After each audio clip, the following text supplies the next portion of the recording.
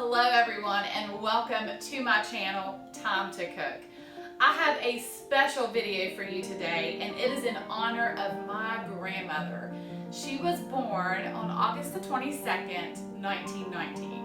So she would have almost been 101 years old. The house that we live in was my grandparents. So my grandmother, who I called Mama, cooked many meals in this very kitchen. And now I have the privilege of cooking and sharing with you many recipes from my Mama's kitchen here on YouTube. I kind of wonder what she would have thought about that. And I also thought it would be fun to share with you some old footage.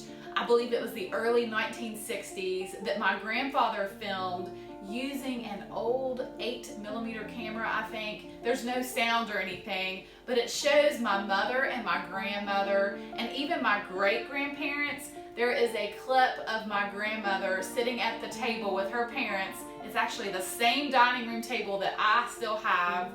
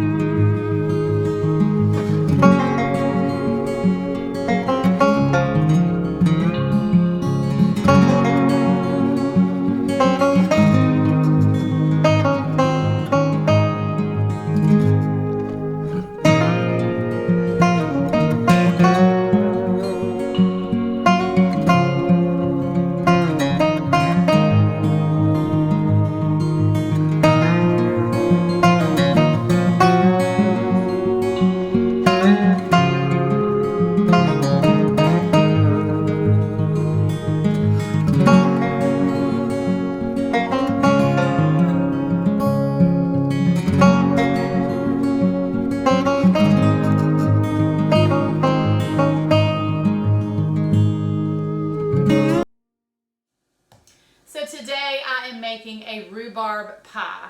Now when I asked my mom and my uncle, what are some things that you remember Mama making a lot? They both said rhubarb pie. And she grew rhubarb. I can remember her showing me her rhubarb stalks that she grew alongside the garage. And so that is what I'm going to make today. I must admit, I have never made a rhubarb pie. I found a recipe in one of her old cookbooks, and I'm not sure if this is the exact recipe that she used or not, but I did some research and I'm going to kind of combine some recipes together. So I've got another test kitchen situation going on for you today, but we're gonna give this a try and see how it comes out. All right, so let me go over the ingredients with you. The first thing that I'm using is frozen rhubarb, and I've got it right around 6 cups. It's really hard to find rhubarb. I got this in Amish country, so it is frozen, and I'm also cheating a little bit today. I'm using some pre-made pie crusts. I'm not making my own today. However, I do have a recipe for pie crust if you're interested, and I'll give you the link to that video. But let me go over the rest of these ingredients with you. Okay, I have about 1 tablespoon of butter that I have cut into cubes, and then 6 tablespoons of flour, 1 1/4 cups of sugar, and then 1 egg. All right, so the first thing that I'm going to do is I'm just going to pour this sugar, and then I'm going to sprinkle about half of this flour, and I'm also going to crack 1 egg. And then I'm just going to stir this all together. And we just want to stir to make sure that all of that rhubarb is nicely coated and the egg is completely distributed in the rhubarb. All right, I'm gonna go ahead and add the rest of the flour. And if you are wondering why the egg, it is just to add a little bit more of a bonding agent to your rhubarb. Not all recipes use the egg. However, my grandmother's in this cookbook does use an egg, so I'm just going to go with that. Okay, so I have lined my pie plate with a bottom crust, and now I'm just going to pour this filling into my pie.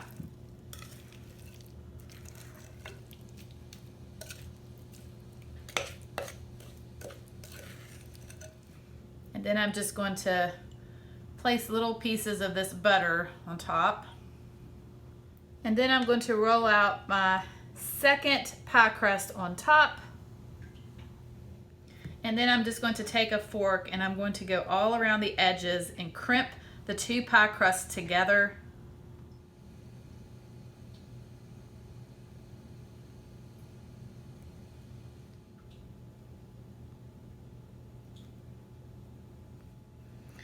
And then I'm going to just cut off the excess pie dough. It's already looking pretty, but the final thing that I'm going to do before I bake it off is I'm just going to brush a little bit of milk over the top.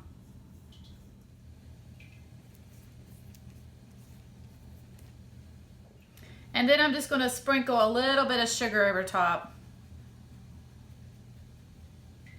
And lastly, I'm going to cut some slits into my pie.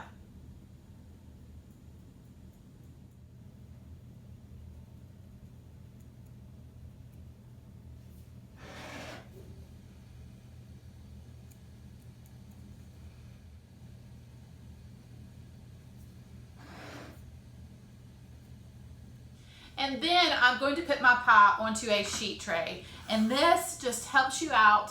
So in case the juices bubble up and over, they don't spill down in the bottom of your oven, they just spill on your sheet tray. Now I'm going to bake this for 15 minutes in a 450-degree oven.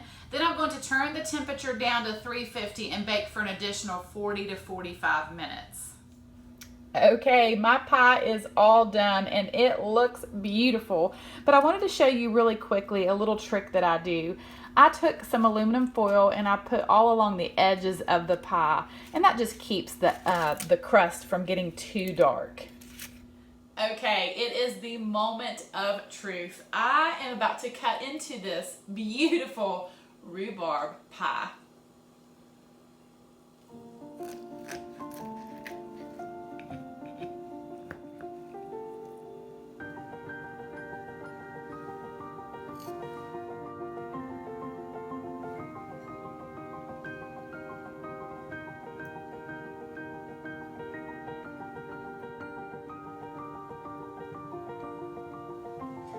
Oh my goodness, I'm so excited to try this pie. I've topped it with a little bit of whipped topping. You can use vanilla ice cream if you want, or just eat it all by itself. So here goes. My rhubarb pie, inspired by my mama.